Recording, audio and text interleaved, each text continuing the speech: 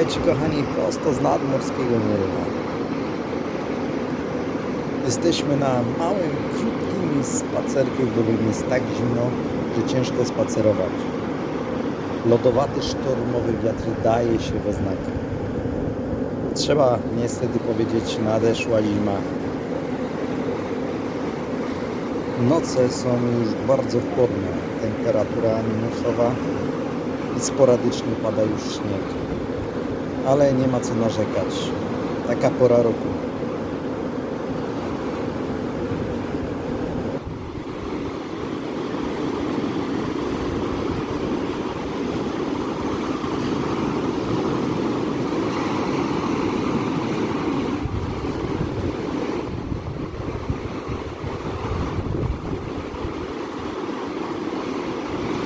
Nic za tym, ni po tym i tak jest pięknie.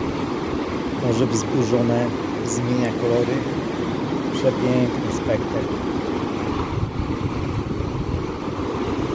Mimo iż jak wcześniej wspomniałem, jest bardzo zimno, ale naprawdę warto chociaż na kilka minut wybrać się nad morze.